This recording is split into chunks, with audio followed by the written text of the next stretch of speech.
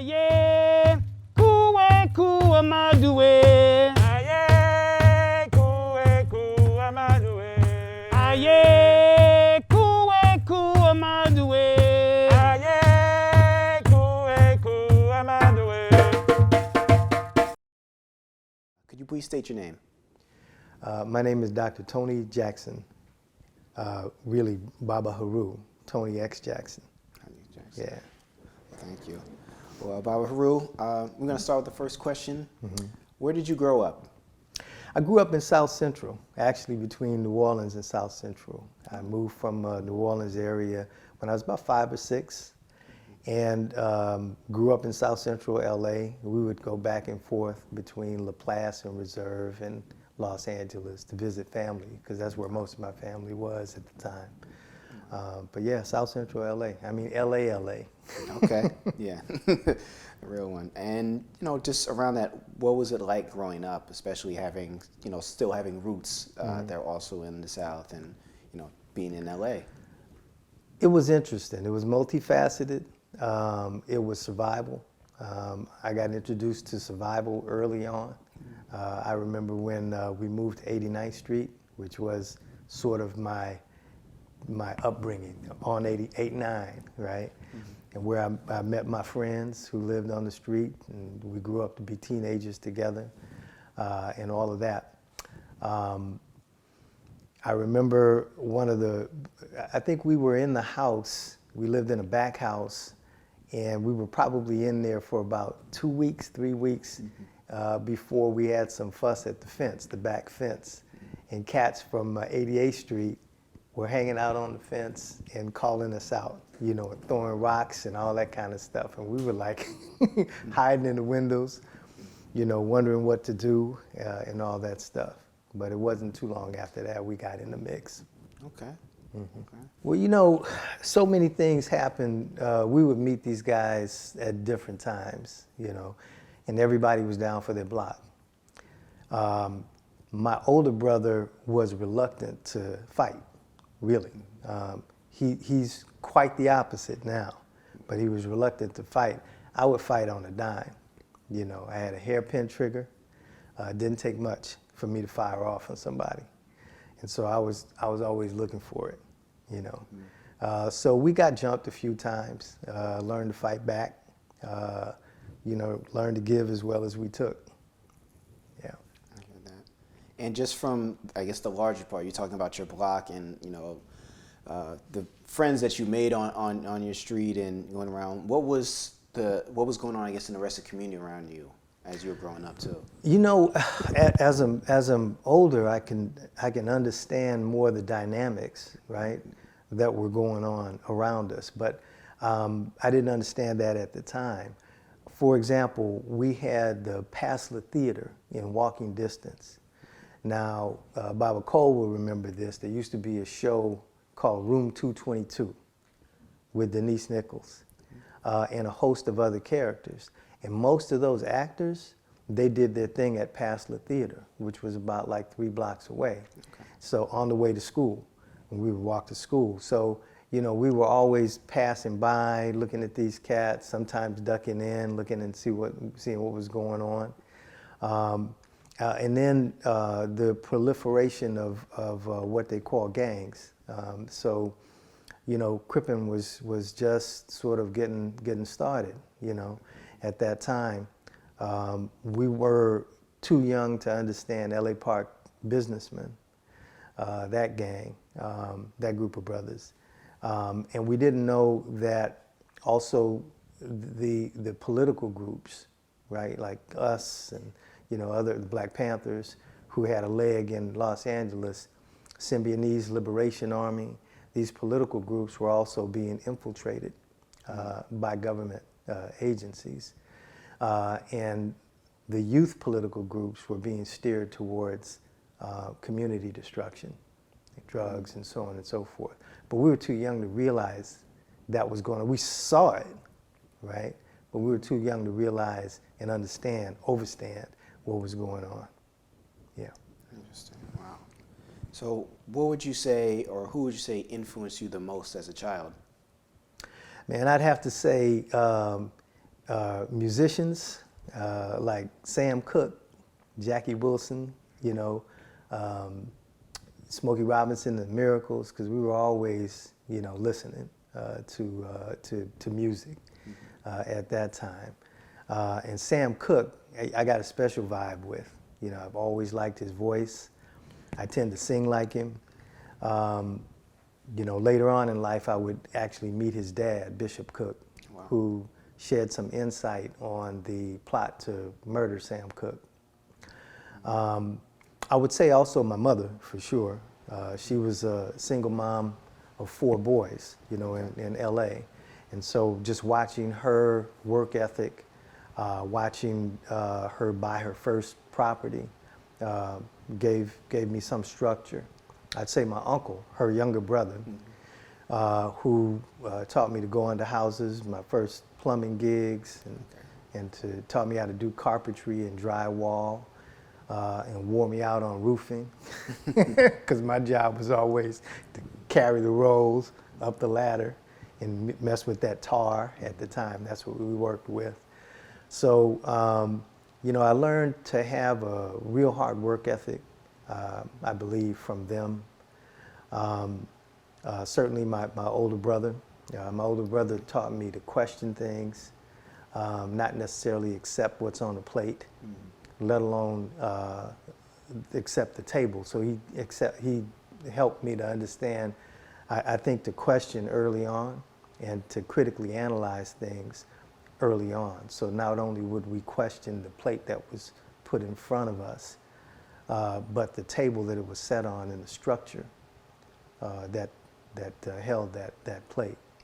And we did the same thing with our experience being Catholics, you know, because we grew up Catholics. We were Catholics because our mother's family was Catholic.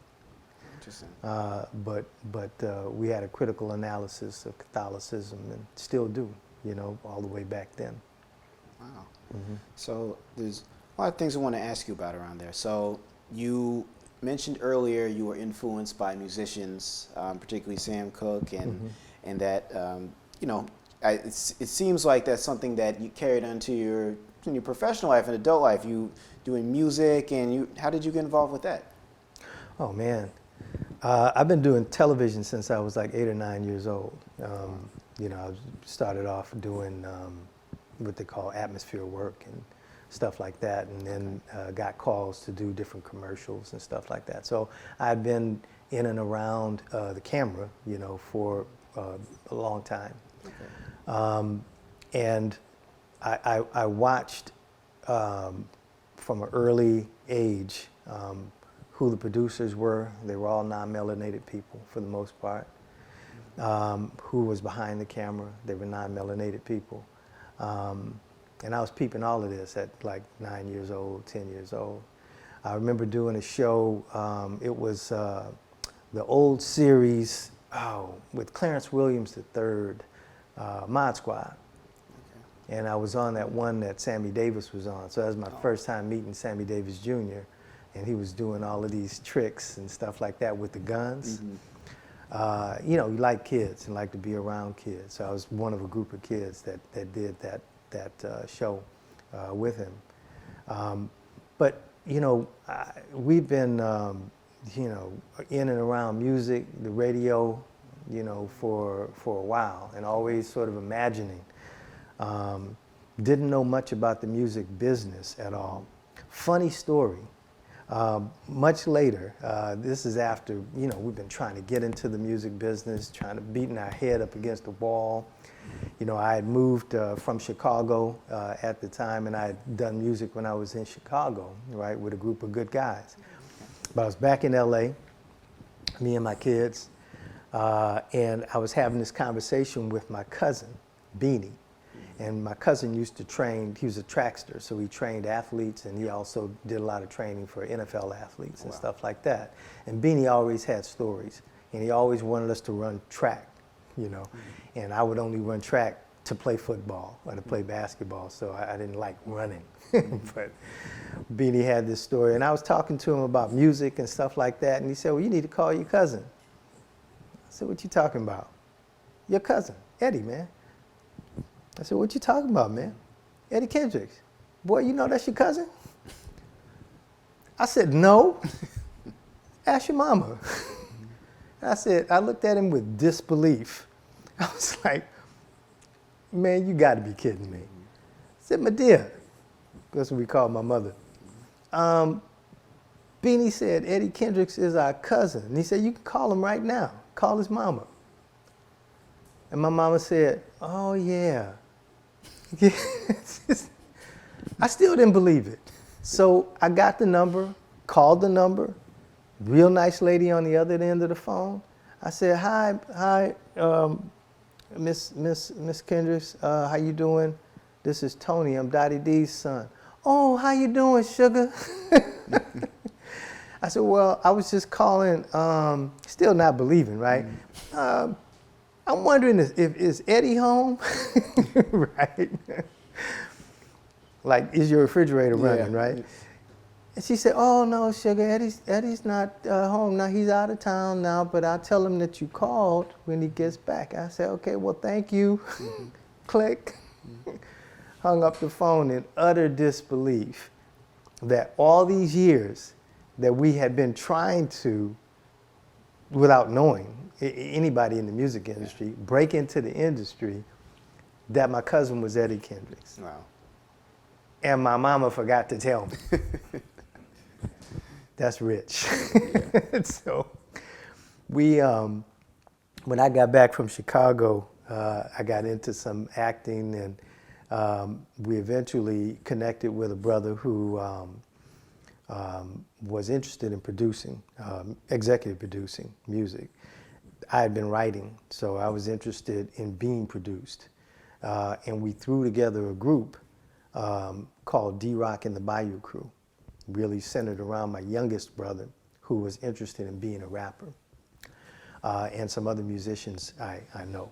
You know, one brother I met doing a commercial, Don, Full of Love, and Don he was the voice of Michael Jackson in the early Jackson 5 cartoons, and he did a lot of stuff. He did, what's that, Back to the Future, played Goldie Wilson, the mayor.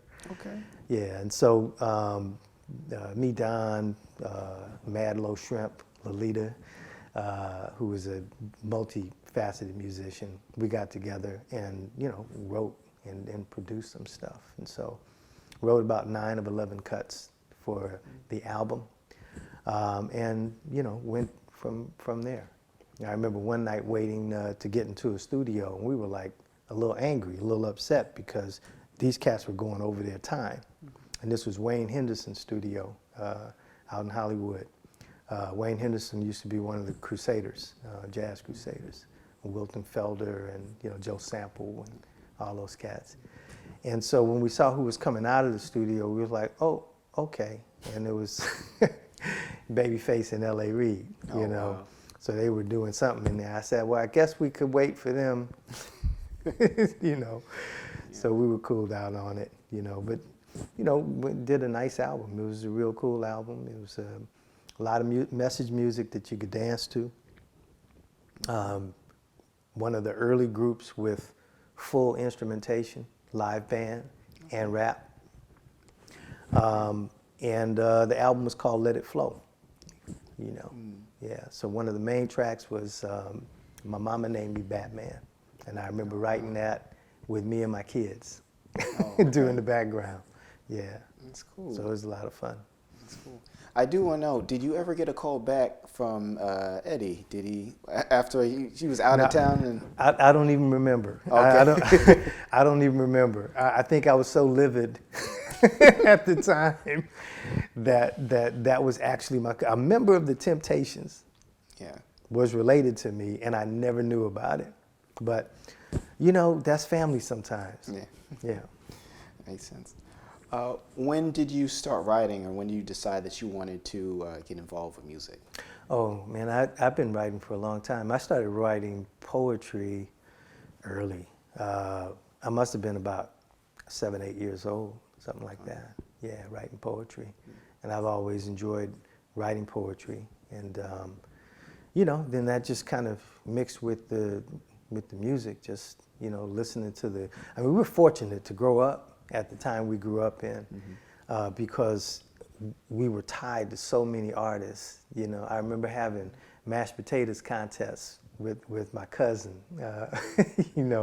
and we would go down Louisiana and all the aunties and all that kind of stuff would be like. My cousin named Tyrone, and he was in LA also. We would have these mashed potatoes contests like James Brown, right? And we were going at it, funky chicken, the whole 9 yards. But I mean, to grow up, listening to James Brown's music. Jackie Wilson was a little older for us, but his music was still around. Sometimes performances on TV. The Blue Magic, Smokey Robinson and the Miracles, the Supremes. All the old Motown people, old Atlantic people. It was great to grow up around that music, and so I was influenced by all of that. Sound of Philadelphia, the horns, all of that stuff, Earth, Wind and Fire, So we were around, music in terms of what we were exposed to on the radio, where there was meaning to it, Cats were putting down messages to it. Wasn't a lot of auto-tune, so you had to sing, Yeah. And if you couldn't sing, they would tell you about it. Yeah, I'm sure very early on to say what you know, if you couldn't do it. That's interesting. So you got involved with that. You were writing, and then you also were doing acting. Was acting something that just kind of you felt like came naturally, or something that you were already kind of maybe doing in the house with your siblings, and like were you known for just kind of acting already a little bit, and then you just happened to start getting in front of a camera and doing that, or how'd that there was an advertisement, and we used to watch a lot of TV when we could, and there was an advertisement called Children in Hollywood, and I would see that advertisement in the TV guide, and it always vibrated with me. And so I asked my mom about it. I cut it out, sent in the thing, and, they got back to us. And it was more or less an agency for children, right? Okay. And so my mom, to her credit, was very, very supportive, of that. And it takes a lot, even to drive you out to different readings, right? To read the sides, different auditions, and so on and so forth. Let alone when you get the gig, to make sure that you get there and all of that stuff. And so my mom set aside time to do that.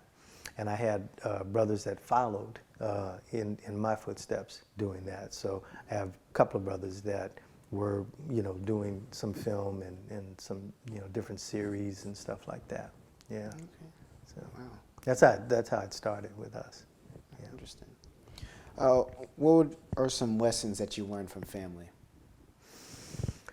At the end of the day, that's what you have, family, and family really is as strong as what you put into it, I've learned good things and not so good things from family. I've learned that secrets are no good, because we have women in our family who keep a lot of secrets, and I've learned the devastating nature of keeping secrets. I've learned also that family is a source of strength. At the end of the day, that's who's going to be there for you. Now, I've also learned that you don't choose your family, right? But you can choose your friends. And you have friends also who can be like family, right? Who are really there for you, who will have your back at the end of the day, and that's very important. I've learned to really, it's like a gardener, right? Just trying to till the weeds, having my own family, making sure that there's love there, making sure that you're doing the best that you can do, under the circumstances. To make sure your children know that they are loved. And that means a number of different things. There's discipline involved in that. there's having fun, right, involved in that.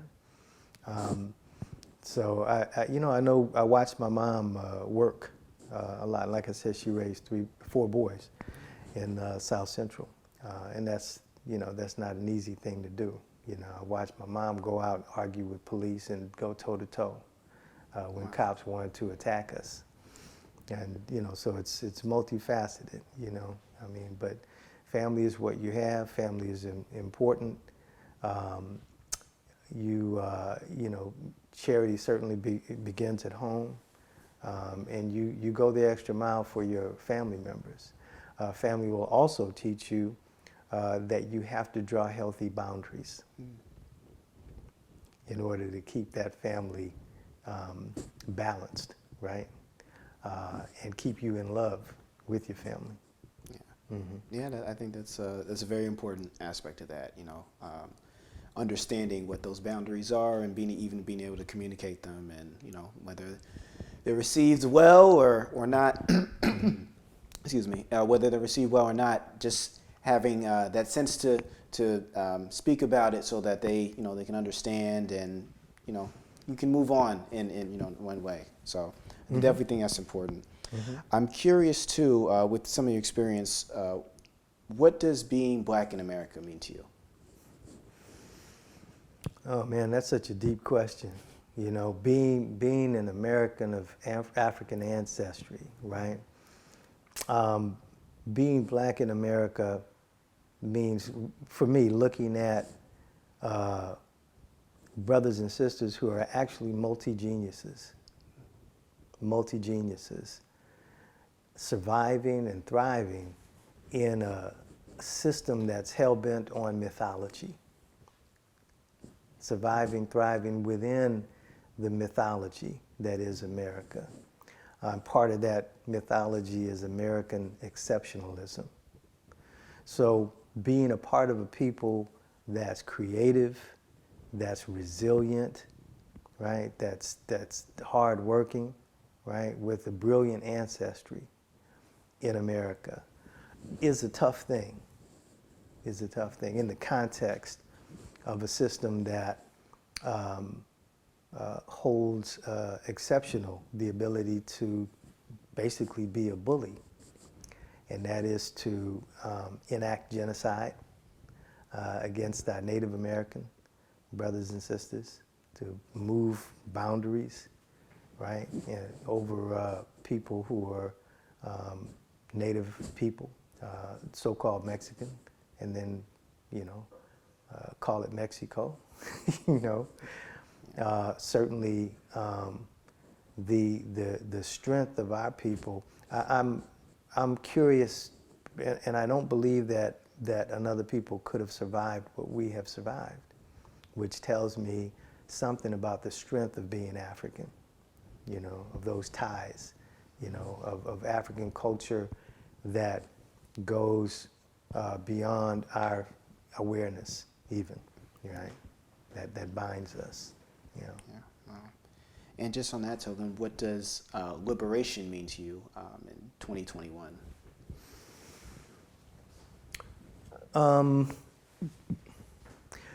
Liberation for me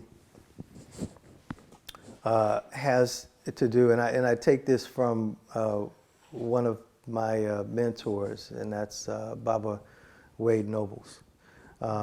To walk in the world with confidence, competence, and a full sense of possibilities and potentiality. The question of how are the children, right, is an important question. And if they're not walking in the world in that way, then it's not healthy. It's not African, right? So I'm going to have to ask you to ask me that question again. Okay, sure. Yeah, because I feel like I'm drifting off. Oh no, you the question. It. Sure. Yeah. The question was, what does liberation mean to you in 2021? Yeah. And so, can I do an addition to that? Yes, you can. Yeah. Good. Y'all going to edit the hell out of this. So, in addition to that, walking in health and wellness, it's the ability to move freely and to hold our enemies accountable for their acts of aggression against us. Amos Wilson, I think, said, and this is a total paraphrase, that we experience, for example, violence amongst ourselves because black men, for the most part, have not challenged the mechanisms of white supremacy at every front. And I believe that. I believe that we need to challenge what we've been taught in a world of white supremacist ideology. So that's liberation for me, being free to be our authentic African selves. And Dr. Asa Hilliard said, the question is not to be or not to be, right? The question is to be African or not to be at all. And I would submit that pre-colonial Africa, classical African civilization holds the keys for humanity, holds the lessons on how to be human, right? And so to be clear, we're not talking about Africa after it's been tainted by Europe. Yeah. All right. Interesting.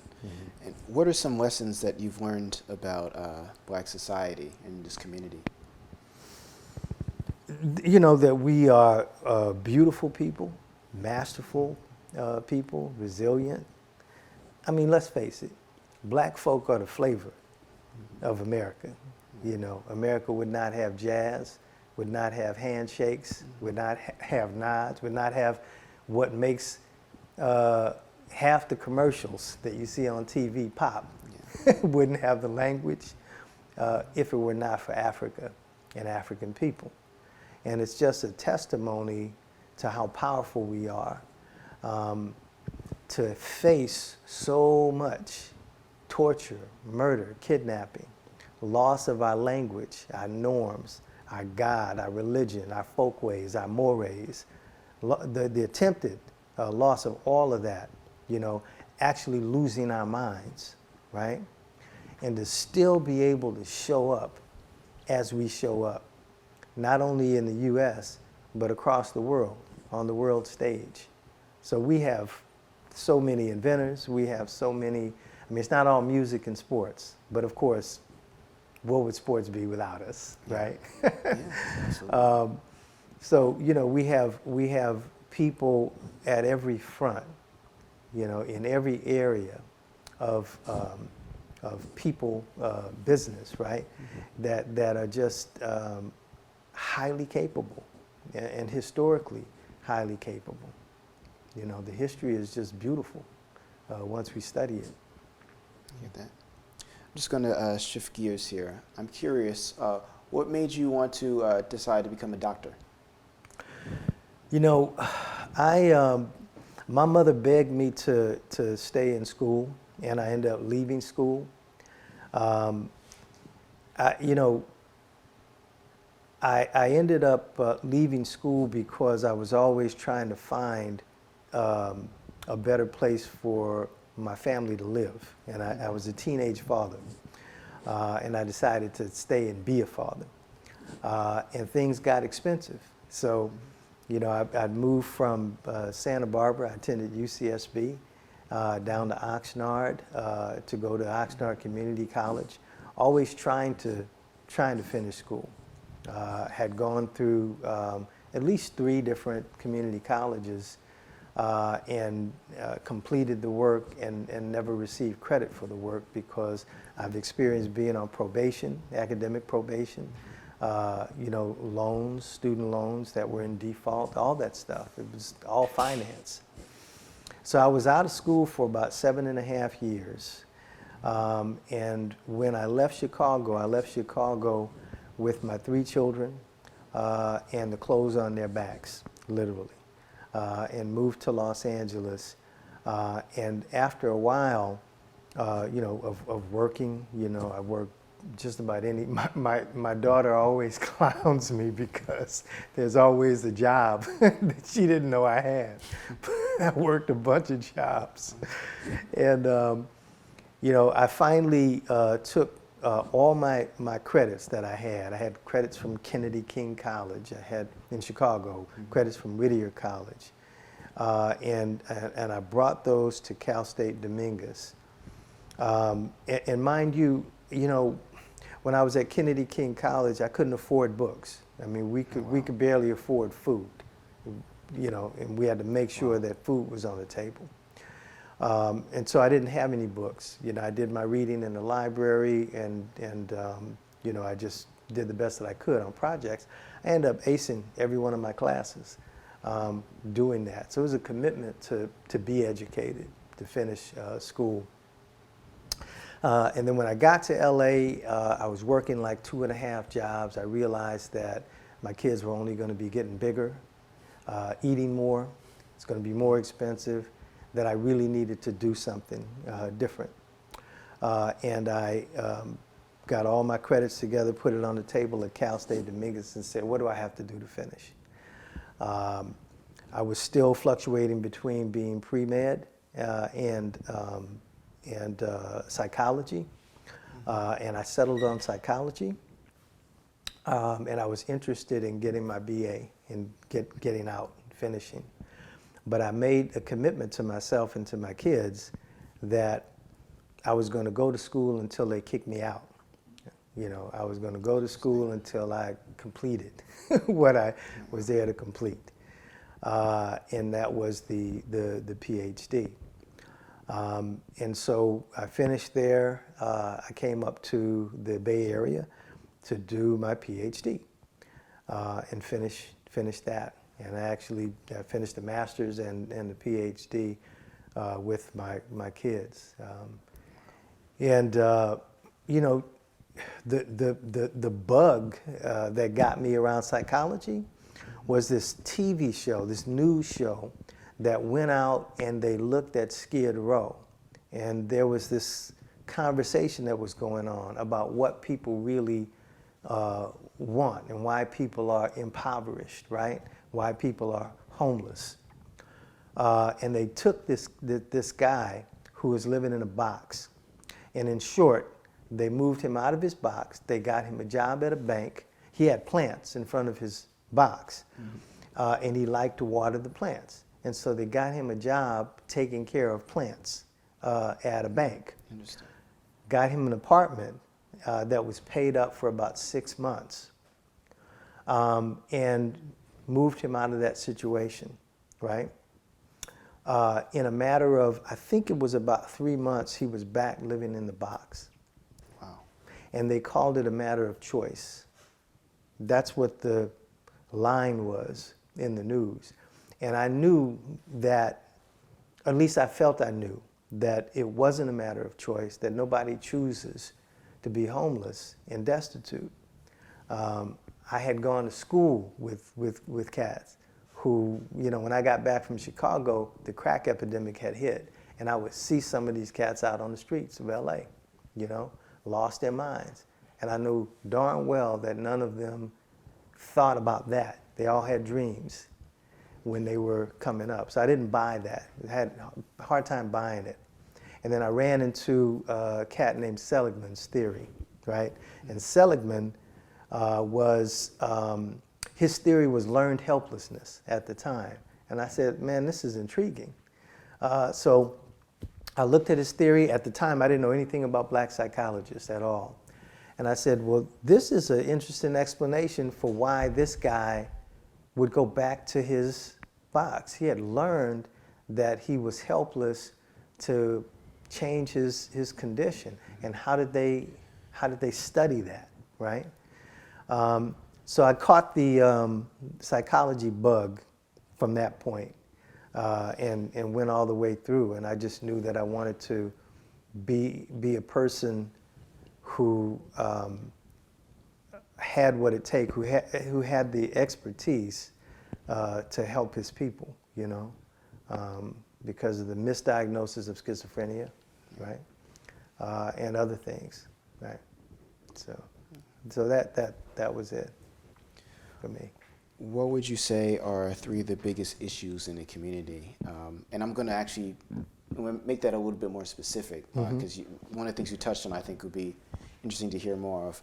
You just spoke about schizophrenia and those type of mental health issues that right now seem to be getting much more attention, but certainly 90s, 80s, it wasn't even something that was necessarily even really brought up in mainstream conversation or anything now. Right. So I'm curious as how have you seen that, at least the conversations around mental health evolve and especially talking about Black folks. Well, especially since the twin pandemics of racism and COVID-19, there's been a lot more discussion around mental wellness in all communities, including our communities, in Black communities. When this country and when the world saw what happened to George Floyd, of course for us, that's something that's every day when it comes to the relationship between police and many people in the Black community, many Black communities. So it was no surprise to us. But it was overwhelming, I think, in a number of ways. And people began to go out, to demonstrate, to allow themselves to feel some sort of way about what was going on. George Floyd, Ahmaud Arbery, the sister in Kentucky, what's her name? I'm slipping on her. Breonna Taylor. Yeah, Breonna Taylor. The more recent ones in a long line of police abuse. And my sense and the association sense is that people have had it. So they really began to seek out help.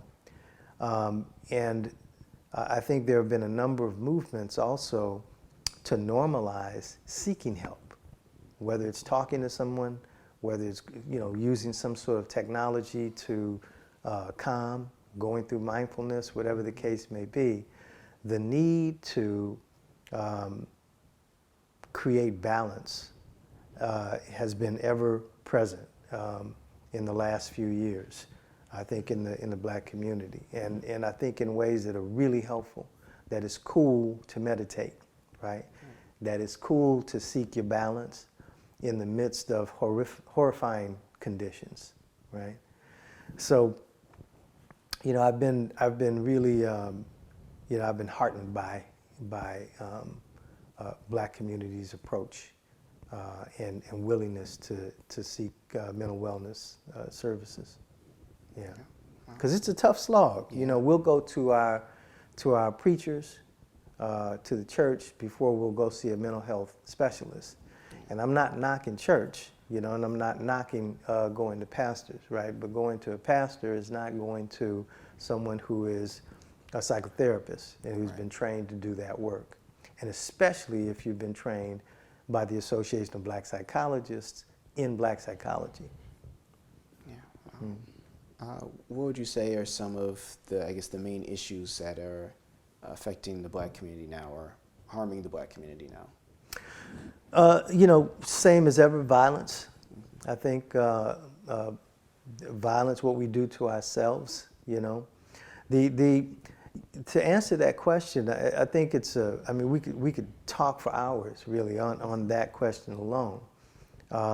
We could talk about the mimetic programming that is an everyday occurrence from cradle to grave when it comes to Black people to accept the lie of Black inferiority and white superiority. That's an ongoing problem. And if that's the case, then we learn to hate people who look like us. And we will reach out violently, right? We believe that the top 3 factors that contribute to violence, and this is only one part of your question, and that's the violent piece, right? It is attributed to the issue of frustration tolerance, the ability to tolerate being frustrated, the ability to express anger in a certain way, right? How we mediate anger, and how we deal with depression. When those three factors combine, we can have violent outcome. Somebody steps on somebody's tennis shoes, right, the wrong way, and then it's on, right? We're in instant fight or flight. And we're in instant fight or flight because we live in a society that maintains that for people within the black communities. Could be playing basketball and having a good game, and somebody gets filed, and then it goes south. Right. So we believe that that's one of the issues. A major issue for me is black male-female relationships. When I'm talking to young brothers and sisters, right, and we're looking at the programming that comes up, that is really detrimental to lasting relationships. When we're looking at our economics, right? Some 40 years ago, when you looked at young black men and women and separation and divorce rates, that sort of thing, 75% of it was financial, right? And so control of wealth is a serious issue within the black people. We always talk about speaking truth to power. Mm-hmm. We need to make moves so that we become the power that other people speak truth to, right? That's an issue. And so there are a number of important issues. It's hard to say which is more important than the others. Like we have to address them all at the same time. Black philanthropy, to be able to support our organizations, right, that support the community. That becomes very important. And yeah, I would say mindset, going out here and understanding that we need to master a number of systems within this overall system. We need to master it. I need to, European-based psychology is European-based psychology. But if I master it, then I can critically analyze it, I can critique it, and I can move on from it, right? Without mastering it, then it's just a feeling, right?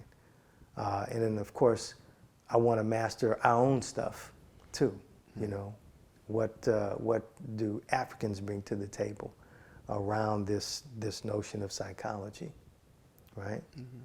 The principles of Ma'at, and being able to instill those within our community if we act on Ma'at, right? Wow. And it sounds like baked into that answer were a few of the solutions, or some of the solutions for that.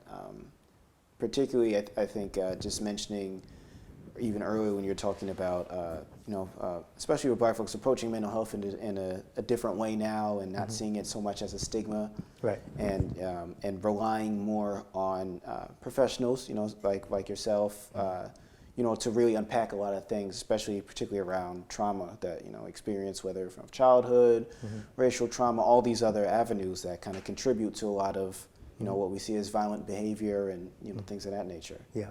So that definitely makes sense. What would you say in particular? What would you say as advice to your younger self, if you could just go back and have a conversation? That's a loaded question. It's a good question. What I left out on that other question, though, too, is, and I don't want to minimize this, is cultivating the spirit. Cultivating spirit. That we continue to cultivate our spirit, and we don't let anybody dictate to us how that's done. I would say so much to my younger self, to my teenage self. When I applied to college, I got into college in my junior year. My junior year of high school. I played varsity basketball. My school closed down. We were very angry about that. It still is, it was unfair the way it was done. I went to a school called Mount Carmel, and it closed down in our junior year. I was one of 3 juniors who were playing varsity basketball. And so we were really looking to come back next year and rec shop, right? I was then forced to go to a school I didn't want to go to. It was a rival school. My mom wanted me to go to that school. It was another Catholic school. I was attacked at that school, and I fought back because I don't, take to that. And I had quite a reputation at that time. And so I was the only person expelled from the school after that altercation. In short, the faculty administration allowed the Letterman's Club to create a rule for our school that we couldn't wear our Letterman's jacket on their campus. And so I had stuff all over my jacket, track, football, basketball, all that kind of stuff. And on the principle of the thing, and I've been a principled person for a long time, I wasn't going to have it.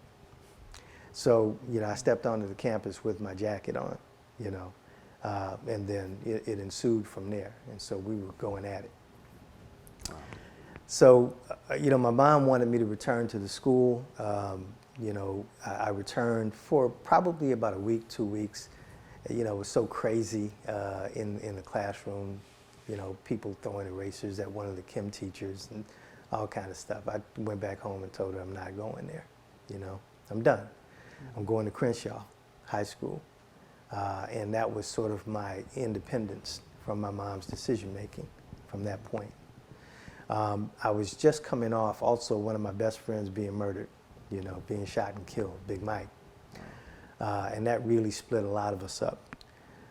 So a lot of things were going on at that time. I was too late to even try out for Coach West's team at Crenshaw because they always had that together in the summer.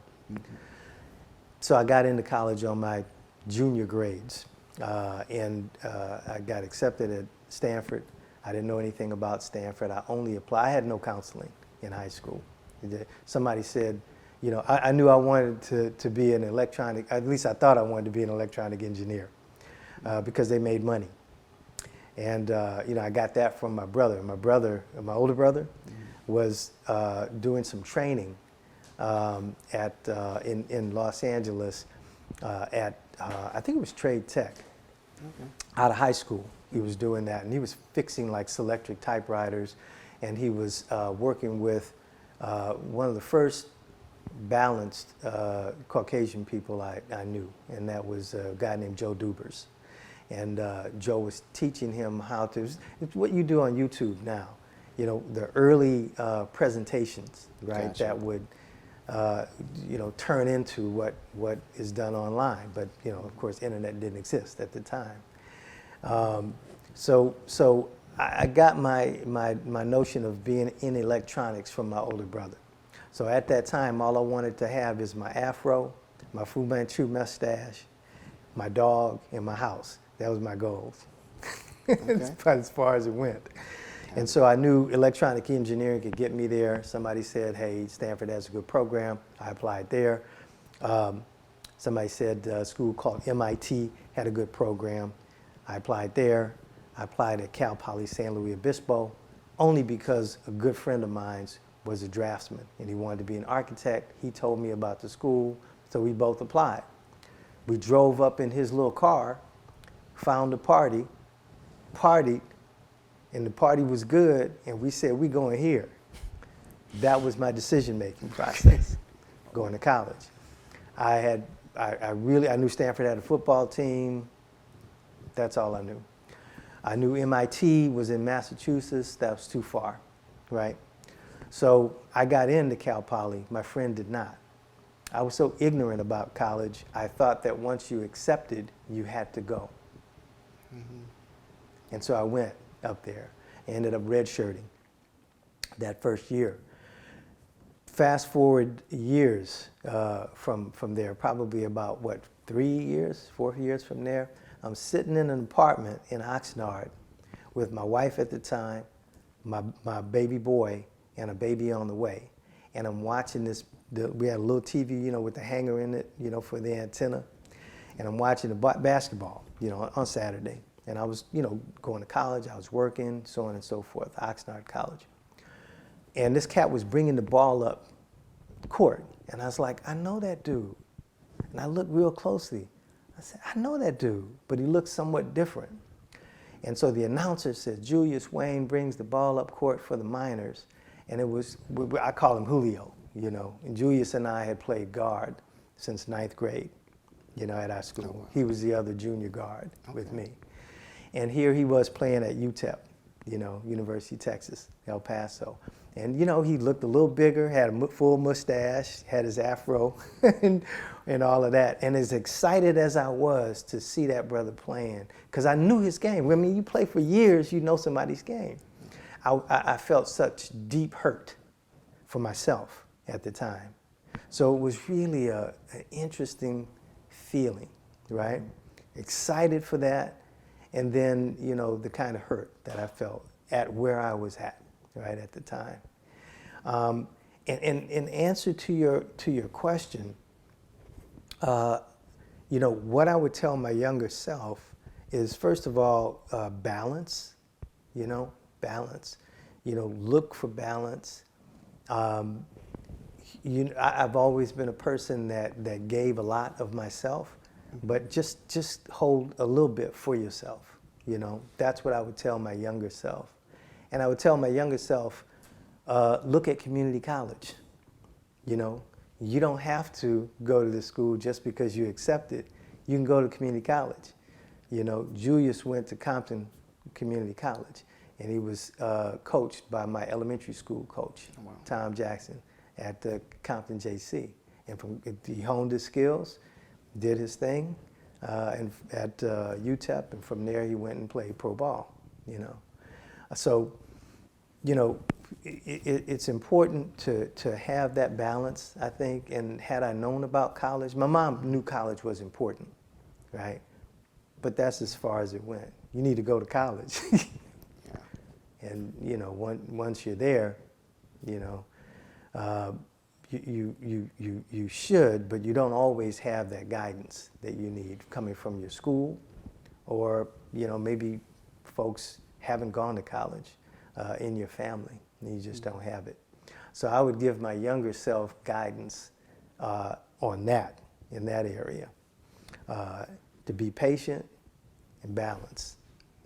Now I've learned patience from having children.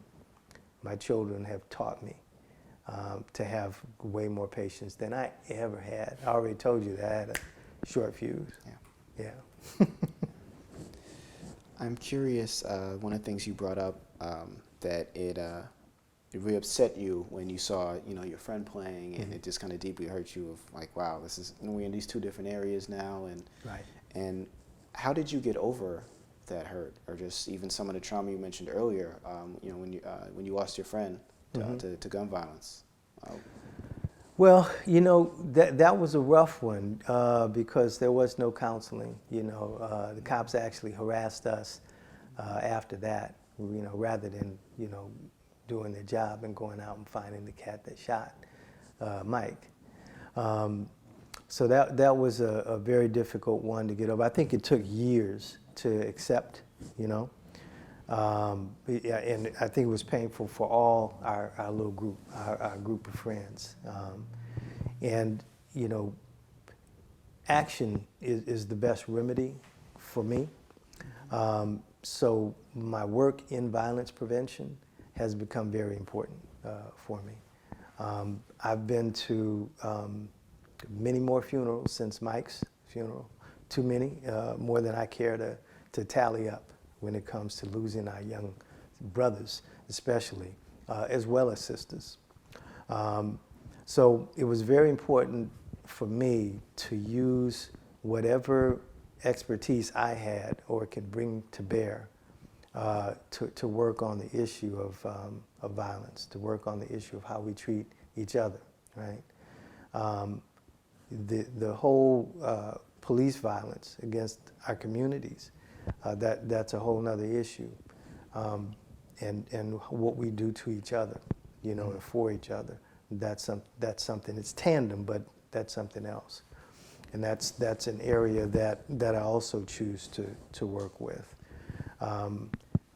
Turning pain into purpose, I believe, is a process, the grief process. We're taught about a linear grief process. In our African thinking, grief is not linear. It's cyclical, it's circular. And we can revisit these incidents at different times in our lives, and we can sort of tap into our growth based on our emotional reactivity to it.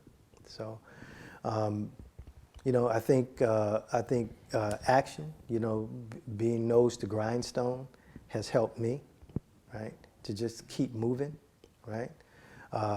In the last few years, you know, 10 or 15 years or so, I've learned, along with keeping it moving, the value of taking some time to be still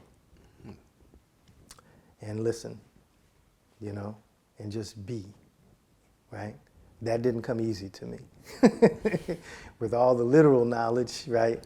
All the reading you do on everything from the I Ching to, you know, the Nguzu Saba to, you know, everything else about meditation, right? But it's very important. So that's helped me greatly to accept that these people I cared about are no longer physically with us, but have joined the ancestors, and that energy never dies. Right. Mm-hmm. Wow. I'm curious, what would be some wisdom that you would like to share with younger generations?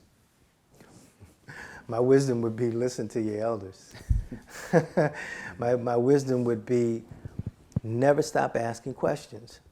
You know, question people. Question, you know, certainly question adults. Question elders, right? But be open to the answers that you get. I don't think we question enough. And the quality, our level of intelligence can be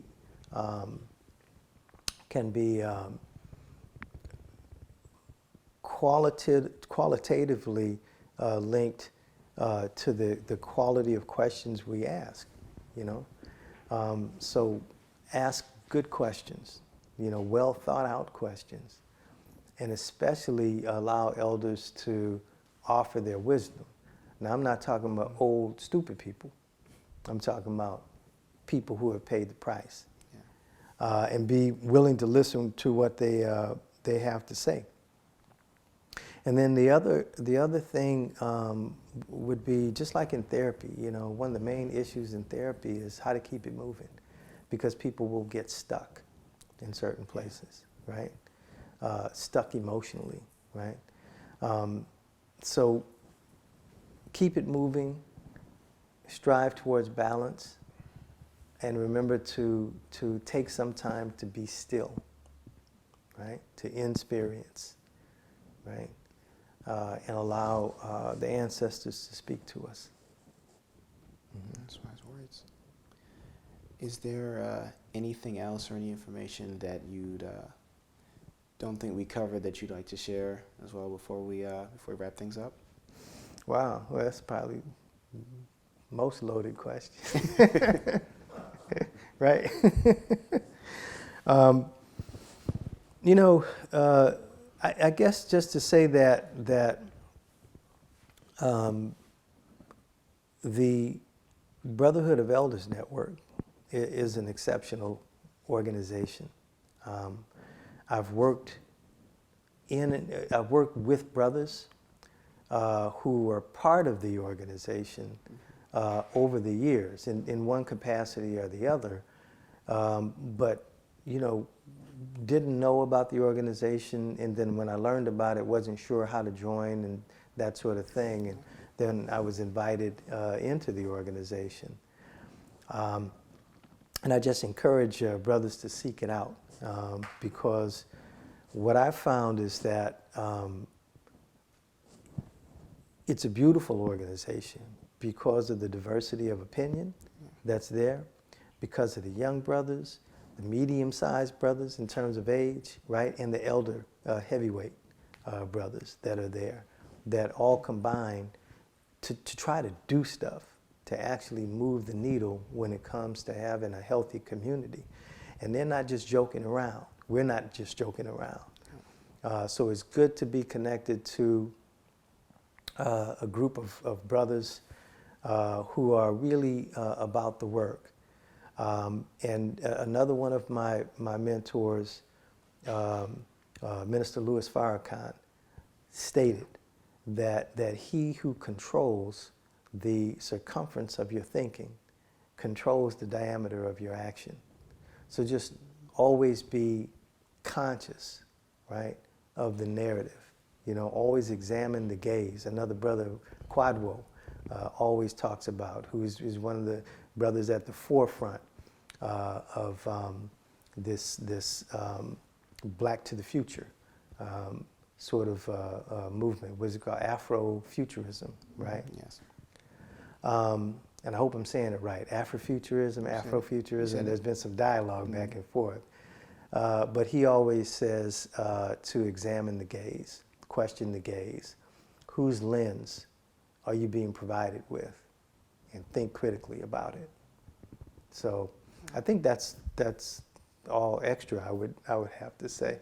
I could veer off, as you know, in different directions. So. Well, one last question around that. I'm curious, as you mentioned, getting involved. How did you initially get involved with the Brotherhood of Elders Network? I was invited out. I believe, by Baba Arnold. Baba Arnold is someone who has been on the periphery of my life as I came into the Bay Area, and I got a job working with Multicultural Training Resource Center that put me in touch with different city and state governmental agencies. And wherever I would go, Arnold Perkins, his name was there. And he knew so many people and was tied to so many different programs and stuff like that. So I was able to meet him as, you know, I was working in grad school and all of that. I didn't know that Baba Wade Nobles was also part of the Brotherhood of Elders Network. And, you know, I met Baba Wade when I was in grad school also, but always sort of on the periphery of the Institute, you know, which had the Hawk program and those other programs. And Baba Greg Hodge, you know, I worked, you know, we passed each other, right, at different times over the years. So here I was, invited to this group of brothers, got in there, and it was like a reunion. It was like a total reunion of all these brothers who were doing things, you know, who were serious about doing things. And that's how I came to be involved with the Brotherhood of Elders Network. So, good place to put my time, energy, and finances. Excellent. And I was thinking about this now. The main place we've actually been filming all of these interviews is your location, and I don't even think we've even spoken about that. So could you just tell us a little bit about how this came to be, and just all the. Thank you again for letting us use the space. But, You're welcome, and thank the ancestors, because the ancestors guided us to this place. We were about to buy something that really would have been challenging to make work, and we had to let that go. And we were like into it, but we had to let it go. The sellers were sort of acting funny about it, and we ran into this place.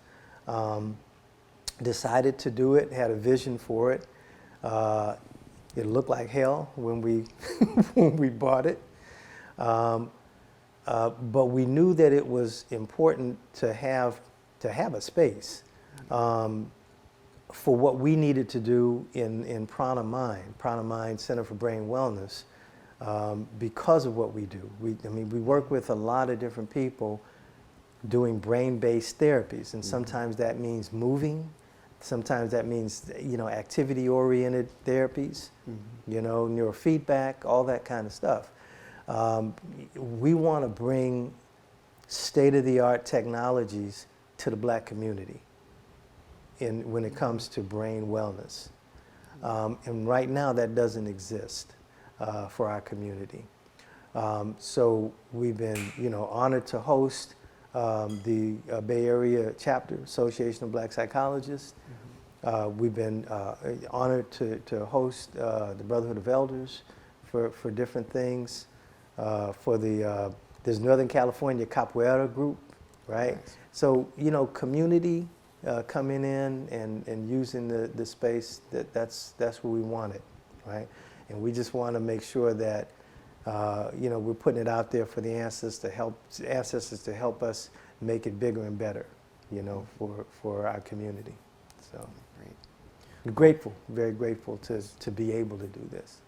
Well, we're also very grateful that we're able to have you today and, you know, take time out of your busy schedule to be with us and speak about your life and the things that made all this come together. So we really appreciate you.